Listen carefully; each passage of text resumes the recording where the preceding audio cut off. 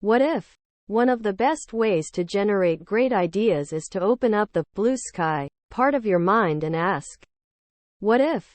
Part of a more powerful approach to creativity. This simple question can unlock new ideas to delight the customer.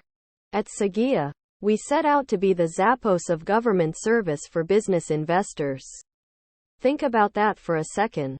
Since when is any huge government bureaucracy, anywhere in the world, celebrated for its fabulous service?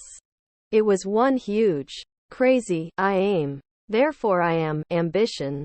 As I mentioned earlier, when I took the job as head of SAGIA in 2004, Saudi Arabia was not one of the easiest countries in the world in which to start a business. According to the World Bank, on average, starting a business involved more than a dozen different procedures, took 64 days, and required a far greater capital outlay than in other countries. As a percentage of income per capita, obtaining a license to do business involved 18 procedures and took 131 days. 15 If you were a foreign investor and saw these obstacles, you wouldn't even bother trying. Meanwhile, investors were expected to visit 13 different government agencies, comprising more than 120 different government services, in difficult-to-find places scattered all over Riyadh. Before I joined SAGIA, the agency had already begun solving this issue by setting up a one-stop shop (OS) that brought in government representatives from the various agencies under one roof. However, this solution brought on a new set of problems. OS was a real estate value proposition, but it was not a service proposition. People joke that the one-stop shop was the place where stuff just, well, stopped, because it still took too much time to get licenses and permits turned around. The first thing I did was to put the various government representatives in the back office and place smiling customer service representatives on the front lines. The representatives, like bank tellers, were empowered to take care of all an investor's needs. The more transactions the customer relationship managers completed, the more they and back-office government representatives earned. But this created another set of problems, because the good service led to massive traffic. One day when I was visiting the OS, I started asking people how long they had been waiting. One person said half an hour. Another, clearly frustrated, customer said 1 hour.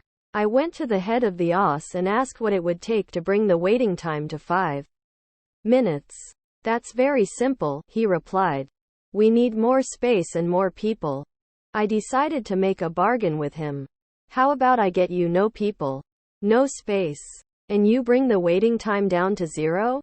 Quote. Then at SAGIA we really began to put our heads together.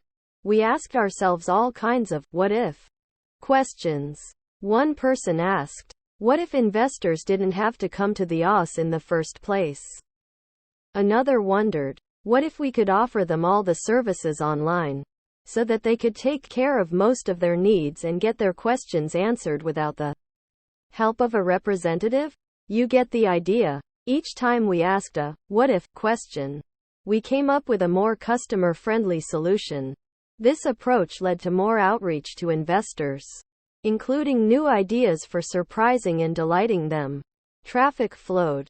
Because I believe that every relationship is about trust, friendship, and developing lifelong partners, I set about making a family out of our clients.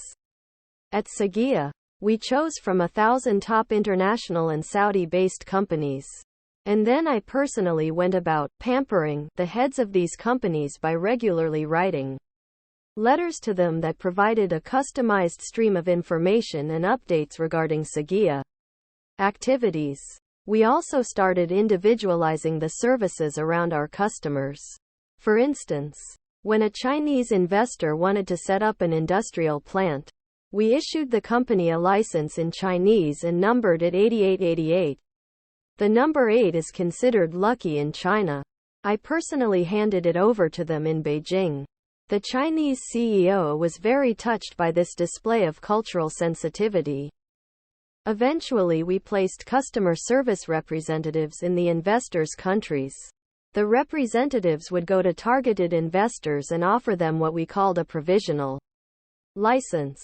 All the prospects had to do was go to a website, click an activation button, and enter the license number, and they would be officially licensed in Saudi Arabia. A so-called genie service, your wish is my command, quote, offered an even more customized option for prospective investors. By using the what if approach and continually trusting and pampering our customers in all these ways, we dramatically raised Saudi Arabia's status in the annual World Bank's Ease of Doing Business report. In Chapter 6, Collaborate to Accelerate, I explained why it's so important to see everyone in your world as a potential ally, a lifelong friend, and a helper, not on a transactional taker basis, but from the stance of a servant and giver.